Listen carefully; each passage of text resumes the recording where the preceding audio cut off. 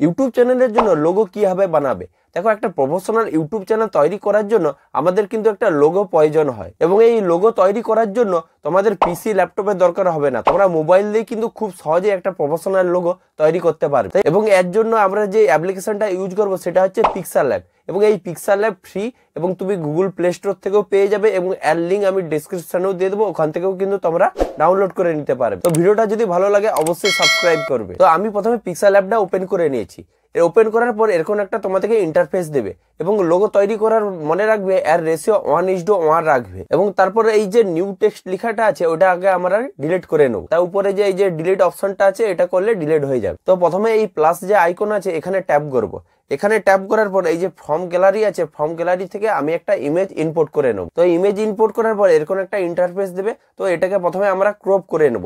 যে সার্কেল চিহ্নটা রয়েছে এই সার্কেল চিহ্ন আমরা এখানে ট্যাপ করব। তো আমি এখানে এই যে 1:1 আছে এটা করে নেবো। এটা করে নিলে তাহলে পুরো ভালো করে সার্কেলটা হয়ে যাবে। তারপর এটাকে ঠিক চিহ্ন করে নেব। তো এখন আমার ইমেজটা ক্রপ হয়ে গেছে এবং চলে এসে গেছে। তারপর এই যে হেক্সাগন যে আইকনটা রয়েছে এখানে আমরা ট্যাপ করব। এখানে একটা টুলস পাবে এই যে রিলেটিভ পজিশন, তো এখানে আমরা যাব। এখানে যাওয়ার পর এটাকে মিডিল পোর্শনে আমরা রাখতে যাচ্ছি যাতে আমাদের লোগো ডিজাইন করতে সুবিধা হয়। তারপর আবার কি প্লাস আইকন চিহ্নে যাব। প্লাস আইকন যাওয়ার পর এখানে এই যে স্যাপ অপশনটা দেখতে হবে, তো স্যাপ অপশনে আমরা ক্লিক করব। করার পর এরকম একটা ইন্টারফেস দেখতে হবে। তো এখানে বিভিন্ন রকম স্যাপ আছে, তোমাদের পছন্দ অনুযায়ী তোমরা সেটা নিতে পারবে। তো আমি এখানে সার্কেল নিতে যাচ্ছি, তো সার্কেলটা নিয়ে নিই। সার্কেল নিয়ে নেওয়ার পর এখানে প্রথমে আমাদের কাজ হচ্ছে অপাসিটিটা একেবারে কমিয়ে দেবো। এই যে অপাসিটি অপশনটা আছে অপাসিটি একেবারে 0 করে দেবো। এখানে এই যে স্ট্রোক অপশনটা রয়েছে স্ট্রোক অপশনটা তোমাদের পছন্দ অনুযায়ী তোমরা নিয়ে নেবে। এই আমি একটু সরিয়ে দিলাম। এই যে স্ট্রোকটা তোমরা যতটা নিতে যাচ্ছ তো সেই অনুযায়ী তোমরা স্ট্রোকটা বাড়িয়ে নেবে। করে দেওয়ার পর তারপরে এখানে আরেকটা কি করব, স্ট্রোকের কপি করে নেবো। তো কপি অপশনে চলে যাব। কপি অপশনে গেলে তো আমাদের দুটো স্ট্রোক হয়ে গেছে। তো কারণ এর দুটো স্ট্রোকের উপরে কাজ আছে তাই জন্য প্রথমে আমি কপি করে নিলাম। করে নেওয়ার পর এই যে বড় যে সার্কেলটা রয়েছে বড় সার্কেলটাকে আমি আবার এই হেক্সাগন চিহ্নে যাব। হেক্সাগন চিহ্নে যাওয়ার পর এই যে রিলেটিভ পজিশন রয়েছে অর্থাৎ একটাকে মিডিল বরাবর আমাদেরকে বসাতে হবে। এখন যে বড় সার্কেলটা এবং এই যে পিকচারটা এখানে ভালো করে অ্যাডজাস্ট করে নিয়েছি। করে নেওয়ার পর ঠিক করে দেবো। যে দুটো সার্কেল নিয়েছি এখানে আমাদের স্ট্রাকচার অ্যাড করব। এর জন্য এই বড় সার্কেলটাকে আমরা প্রথমে স্ট্রাকচার অ্যাড করার জন্য এই যে স্ট্রাকচার অপশনটা রয়েছে টুলসটা, তো এখানে ক্লিক করব। করে নেওয়ার পর তোমাদের যে ফাইলের যেই স্ট্রাকচারটা তোমরা ইনপুট করতে যাচ্ছ সেই স্ট্রাকচারটা এখানে সিলেক্ট করে নেবে। তো স্ট্রাকচারটা আমরা এখানে ইনপুট হয়ে গেছে। তারপরে এই যে ঠিক চিহ্ন রয়েছে ঠিক চিহ্ন করে নেব। এখানে আমি স্ট্রাকচার যেটা গোল্ডেন নিয়েছি।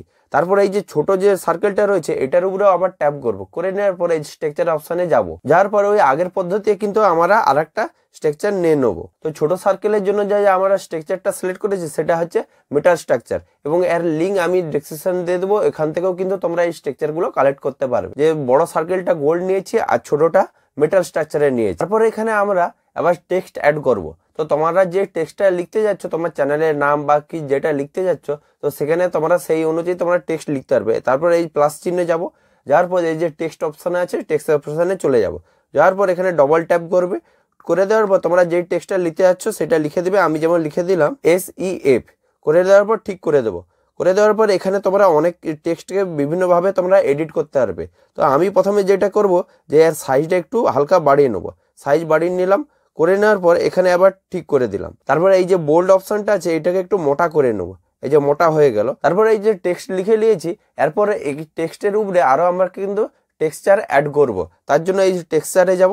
যাওয়ার পর আবার ফাইলে যাব। ফাইলে যাওয়ার পর তো তোমরা এখানে তোমরা যে টেক্সচারটা অ্যাড করতে যাচ্ছ সেই অনুযায়ী তোমরা কিন্তু এখানে অ্যাড করতে পারবে। তো আমি এখানে আবার পুনরায় এটাকে গোল্ড দিতে যাচ্ছি। তো এখানে গোল্ড দিয়ে দিলাম। তো এইভাবে তোমরা স্ট্রাকচার যে কোনো টেক্সটেরও অ্যাড করতে পারবে। তারপর এটাকে আমি মিডিল পজিশনে বসিয়ে দেবো। এই যে মিডিল পজিশনে এখানে বসিয়ে দিলাম। বসিয়ে দেওয়ার পর এরপর এই যে টেক্সটটা নিয়েছি এখানে একটু স্ট্রোক ক্রিয়েট করব। এই যে স্ট্রোক অপশানে চলে যাব। স্ট্রোক অপশানে যাওয়ার পর এটাকে এনেবল করে দেবো। করে দেওয়ার পর তোমরা যে স্ট্রোকটা ব্যবহার করতে যাচ্ছ সেটা তোমরা দিয়ে দেবে। এখানে এই যে কালার রয়েছে বিভিন্ন রকম কালার রয়েছে। তো আমি এখানে কি করবো ব্ল্যাকটাই সিলেক্ট করেছি। করে স্ট্রোকটা হালকা এখানে বাড়িয়ে দিচ্ছি যাতে আমার লেখাটা ভালো বোঝা যায়। তারপর আবার কি করব এই যে শ্যাডো অপশানে যাব। শ্যাডোটা এনেবল করে দেবো। শ্যাডো আমি এখানে কি করব যে ব্ল্যাক কি সিলেক্ট করেছি। তোমরা চাইলে অন্য কালার কিন্তু সিলেক্ট করতে পারো। করে দেওয়ার পর এখানে কিন্তু আমরা আরো টেক্সট অ্যাড করতে যাচ্ছি। তো পুনরায় আবার টেক্সট অপশানে যে এখানে টেক্সট আমি লিখে নিচ্ছি। তারপরে এটাকে কি করবো বোল্ড করে নেবো। তো বোল্ড অপশানে চলে যাব, যাওয়ার পর এই যে বোল্ড অপশানটা করে নিয়ে এই যে কার্ভ অপশান আছে, কার্ভ অপশানে চলে যাব। যাওয়ার পর এখানে তোমরা যত এখানে বাড়াবে তত কিন্তু এরকম বাড়তে থাকবে। তারপর এটাকে কি করবো, ড্র্যাগ করে এখানে পজিশনে নিয়ে আসবো। নিয়ে আসার পর তোমাদের ভালো করে এটাকে একটু অ্যাডজাস্ট করে নিতে হবে। তারপর এটাকে কপি করে নেবো, কারণ এখানে আমি আরো কিছু টেক্সট অ্যাড করতে যাচ্ছি। তারপর আমি এখানে অন্য একটা টেক্সট লিখে দিলাম, এক্সপ্লেন ফ্যাক্ট। তো এটাকে আমি আবার কার্ভ অপশানে যাব, কার্ভ অপশানে গিয়ে এটাকে ঠিক উল্টা করব, কারণ এখানে যেহেতু আমরা নিচের দিকে করব তাই জন্য মাইনাস করব। মাইনাস করলে এই দেখো বেঁকে যাচ্ছে নিচের দিকে। তো এটাকে ড্র্যাগ করে আবার নিয়ে আসবো। তো এখানে পজিশন অনুযায়ী তোমাকে বসিয়ে নিতে হবে। এই যে মেটাল যে রিংটা রয়েছে এটাকে আমরা কি করব, 3D শ্যাফটে দেবো।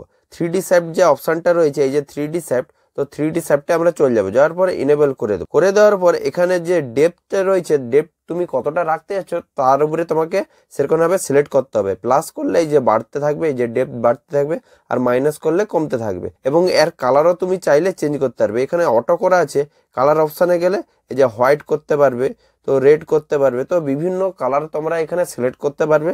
তো আমি কি করে রেখেছি, যে অটোই করে রেখেছি, যেহেতু মেটালের উপরে এটা ভালো দেখতে লাগছে তাই জন্য অটো করে রেখেছি। তারপর হচ্ছে এই যে ডবল লেয়ার যে টুলসটা দেখতে পাচ্ছ, তো এখানে আমরা ট্যাপ করবো। ট্যাপ করার পর এরকম তোমরা যতগুলো অ্যাড করেছো সবগুলো কিন্তু এখানে লিস্ট অনুযায়ী দেখাবে। তারপর এইগুলোকে সব একসঙ্গে মার্জ করতে হবে। মার্জ করার জন্য এই যে নিচে যে অপশানটা রয়েছে এখানে ক্লিক করব।